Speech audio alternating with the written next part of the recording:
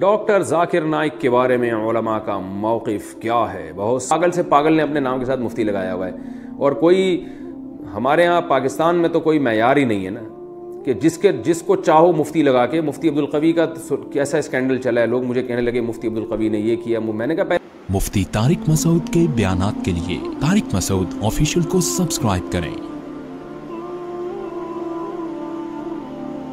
طارق مسعود official.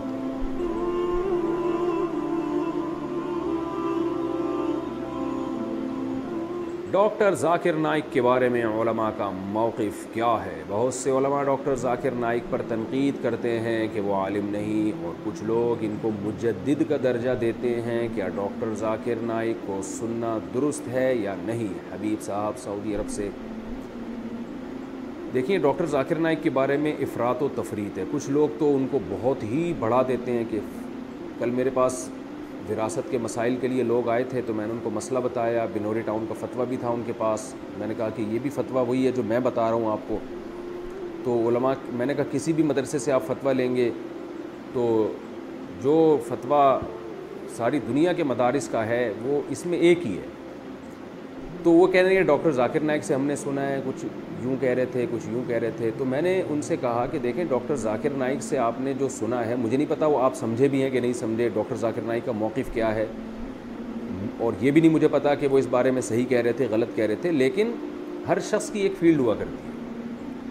تو میں کیا، بڑے بڑے علماء یہی بتاتے ہیں کہ ڈاکٹر ذاکر نائک کی جو فیلڈ ہے وہ ہے ادیان عالم، ان میں تقابل. بہت سارے دین مذاہب کے بارے میں ان کو بہت زبردست معلومات ہیں اور بے پناہ غیر معمولی حافظہ ہے. تو اس حافظے کی بیس پہ وہ فی البدیہی جواب دیتے ہیں. اس میں ان کی بہت تیاری ہے. تو یہ ان کی فیلڈ ہے، اس میں دنیا ان کی محتاج ہے. اس فیلڈ میں اور بھی بہت سے علماء ہیں، لیکن جس طرح سے ڈاکٹر ذاکر نائک نے جدید طریقوں کو استعمال کیا اور بے پناہ حافظے کا استعمال کیا، اس میں میری معلومات کی حد تک ان کی کوئی مثال نہیں ملتی. تو اس میں وہ امام ہیں لوگوں کے. لیکن جو فقہی مسائل ہیں، جیسے وراثت کے مسئلے ہیں، اس میں تو باقاعدہ پریکٹس ہوتی ہے. بڑے بڑے علماء کی نگرانی میں مسائل حل کرنے پڑتے ہیں. اس میں جو ہے وہ تربیت کی جاتی ہے ان علماء کی کہ وراثت کے مسائل کو کیسے حل کرنا ہے. بہت پیچیدہ مسائل ہوتے ہیں بسا اوقات وراثت کے. تو یہ وہ طبقہ ہے جو جنہوں نے جناب محترم ڈاکٹر ذاکر نائک کو اتنا بڑھا دیا کہ وہ مسائل بھی اب انہی سے پوچھنا شروع کر دیے.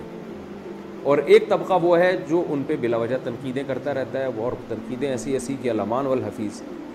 تو اعتدال کی بات یہی ہے جو حضرت مفتی تقی عثمانی صاحب جیسے بڑے علماء کی رائے ہے، اور بھی دیگر بڑے علماء کی رائے ہے کہ بھئی وہ اپنی فیلڈ کے ماہر ہیں، لیکن مسائل کے معاملے میں ان کی تحقیق نہیں ہے. وہ خود بسا اوقات یہ اعتراف کر چکے ہیں. میری ان سے براہ راست 2 دفعہ ملاقات ہوئی ہے، اور دونوں دفعہ میں انہوں نے اعتراف کیا کہ میں مفتی نہیں ہوں، مسائل میرا کام نہیں ہے.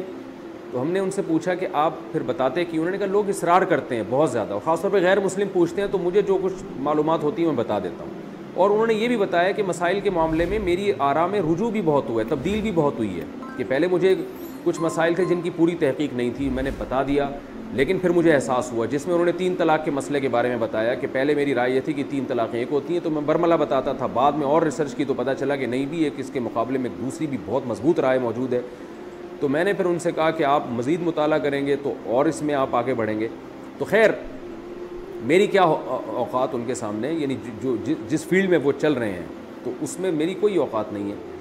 لیکن یہ کہ مسائل کے معاملے میں مفتیان کرام، اور میں کہتا ہوں ہر وہ شخص نہیں جس کے نام کے ساتھ مفتی لگا ہوا ہے، بلکہ کسی ریلائبل ادارہ اس کی کوئی ریلائبل ادارہ اس کی ذمہ داری لیتا ہو، باقاعدہ وہ کسی مضبوط ادارے میں دارالفتہ میں بیٹھتے ہیں، علماء کی نگرانی میں یہ کام سیکھا ہو. ورنہ آج پتھر اٹھاؤ مفتی نکل رہا ہے نیچے سے. ہر پاگل سے پاگل نے اپنے نام کے ساتھ مفتی لگایا ہوا ہے.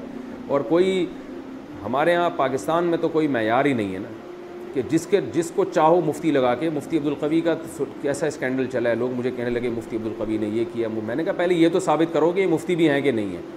تو جس کے نام کے ساتھ چاہو مفتی لگا دو. اتنا سستا لفظ ہو گیا ہمارے معاشرے میں، اور پتھر اٹھاؤ تو نیچے سے مفتی نکلتا ہے. عامل مفتی بنے ہوئے ہیں، روحانی عامل جو جن چڑیل بھوت بھگا رہے ہیں وہ مفتی بنے ہوئے ہیں. تو جن چڑیل بھوت بھگانے والے کا تو مفتی سے کوئی تعلق ہی نہیں ہوتا. تو وہ اپنے نام، روحانی ٹوپی ڈرامے جو ہیں وہ اپنے نام کے ساتھ مفتی لگا رہے ہیں. تو باقاعدہ جو بڑے بڑے دینی ادارے ہیں ان اداروں میں، چاہے وہ عرب میں ہوں چاہے وہ پاکستان میں ہوں بر صغیر میں ہوں، اس ادارے کا منجھا ہوا کوئی آدمی ہونا چاہیے جس نے باقاعدہ پراپر طریقے سے یہ کام کیا ہو، اہل افتاء کی نگرانی میں فتویٰ سیکھا ہو، تحقیق کرنا جانتا ہو، اس فیلڈ میں ماہر ہو، صبح و شام لوگوں کے روزمرہ مسائل آ رہے ہیں اس کے پاس، ان پہ ریسرچ کر رہا ہو. اس میں بہت کھوپڑی لگتی ہے، دماغ لگتا ہے، اتنا آسان نہیں ہے یہ. تو میں نے جب زندگی میں پہلا فتویٰ لکھا تھا نا تو مجھے اندازہ ہو گیا تھا یہ کتنا مشکل کام ہے، فتویٰ لکھنا کتنا مشکل کام ہے. تو علماء کی نگرانی میں بیٹھ کے لکھنا، عوام کو تو بیوقوف بنانا بہت آسان ہوتا ہے، کوئی بھی حدیث کا ریفرنس رٹا لگا کے آپ پبلک کے سامنے رکھ دیں تو لوگ بیوقوف بن جاتے ہیں. تبھی آپ دیکھ لیں مارکیٹ میں نئے نئے لوگ آئے ہوئے ہیں جو پراپر عالم نہیں ہے لیکن مفتی بنے ہوئے ہیں، حالانکہ مفتی تو عالم کے بعد بنتا ہے. تو ایسے لوگ آئے ہوئے ہیں جو عالم ہی نہیں ہے لیکن ڈائریکٹ، یعنی ایک ایسا شخص ہے جس نے MBBS تو کیا نہیں ہے لیکن وہ گردوں کا اسپیشلسٹ بن گیا. تو گردوں کا اسپیشلسٹ، کڈنی اسپیشلسٹ تو بہت بعد میں جا کے بنے گا، پہلے تو سادہ ڈاکٹر تو بنے گا نا وہ. تو اب ایسے مفتی مارکیٹ میں آ رہے ہیں، محقق آ رہے ہیں مارکیٹ میں کہ وہ پراپر عالم ہی نہیں بنے، عربی گرامر تک نہیں آتی ان کو، عربی عبارات تک نہیں پڑھ سکتے، اور وہ جناب مفتی بنے ہوئے ہیں. تو یہ قیامت کی علامات ہیں. نبی صلی اللہ علیہ وسلم نے فرمایا قرب قیامت میں علماء اٹھا لیے جائیں گے اور لوگ جاہلوں کو اپنا سردار بنا لیں گے. تو اس لیے مسائل کا جو علم ہے نا یہ بہت نازک پیچیدہ علم ہے، اس میں باقاعدہ پراپر مفتیان کرام سے رجوع کیا جائے گا، ان سے رابطہ کیا جائے گا. تو ڈاکٹر ذاکر نائک جو ہے اہل حق علماء میں سے ہیں، اہل سنت والجماعت میں سے ہیں. ہم ان سے ملے ہیں، میں کیا بڑے بڑے علماء ان سے ملے ہیں، جو ان سے ملتا ہے ان کی تعریفیں کرتا ہے کہ اللہ نے ان کو بہت تواضع دی ہے. ان میں بڑی اچھی بات یہ ہے کہ ان کو اگر بتایا جائے کہ آپ سے یہ مسٹیک ہوئی ہے تو فوراً رجوع کرتے ہیں وہ، اور سنت کے پابند ہیں، تہجد کے پابند ہیں، دعاؤں کے پابند ہیں، معمولات کے پابند ہیں.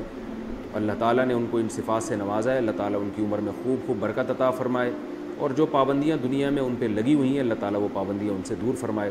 اور یہی ہماری رائے ہے. ان کے عقائد میں اور اہل سنت والجماعت کے عقائد میں کوئی فرق نہیں ہے. جو عقیدہ طحاویہ میں عقائد لکھے ہوئے ہیں اسی عقائد کے حامل ہیں وہ.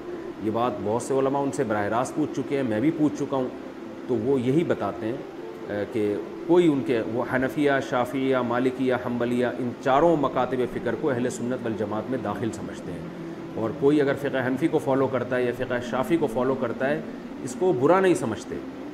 بلکہ جب میری ان سے براہ راست بات ہوئی تھی تو انہوں نے خود بتایا تھا کہ پوری دنیا میں ان کی ریسرچ کے مطابق سب سے زیادہ فقہ حنفی کو فالو کیا جاتا ہے. 50% لوگ ہیں جو فقہ حنفی کو فالو کر رہے ہیں اسلام میں، مسلمانوں میں. اور انہوں نے بتایا کہ 30% لوگ فقہ شافعی کو فالو کرتے ہیں، 17% فقہ مالکی کو، 2% لوگ فقہ حنبلی کو، اور 1% لوگ ایسے ہیں جو ان چاروں میں سے کسی فقہ کو فالو نہیں کرتے. تو ان کا موقف اہل سنت والجماعت کے بارے میں بہت اچھا ہے. جس طرح ان کے بارے میں یہ الزامات لگتے ہیں کہ وہ بالکل ہی چاروں مکاتب فکر کو غلط سمجھتے ہیں، ایسا کچھ بھی نہیں ہے. وہ بہت معتدل قسم کے ایک عالم ہیں. عقائد میں وہی عقائد ہیں ان کے جو اہل سنت والجماعت کے عقائد ہیں. باقی غلطی انسان سے ہوتی ہے، ہم سے بھی ہو سکتی ہے، مسائل بتانے میں ان سے بھی ہو سکتی ہے. تو ان غلطیوں کی بیس پر کسی کو گمراہی کا فتویٰ نہیں لگایا جا سکتا، بلکہ یہ کہا جائے گا کہ بھئی یہ اس معاملے میں ان سے یہ خطا ہوئی ہے اور اس کی دلیل یہ ہے، جیسے کہ علماء کا ایک بات کرنے کا طریقہ ہوتا ہے.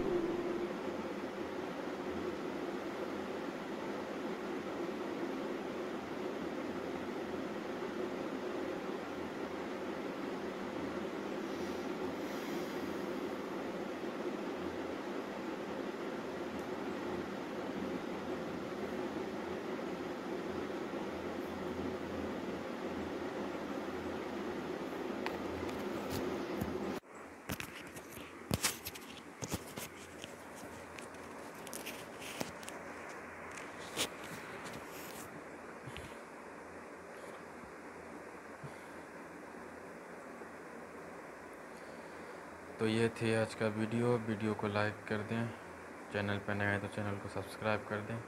ملتے ہیں اگلی ویڈیو میں، تب تک کے لیے بائے. السلام علیکم ورحمۃ اللہ وبرکاتہ.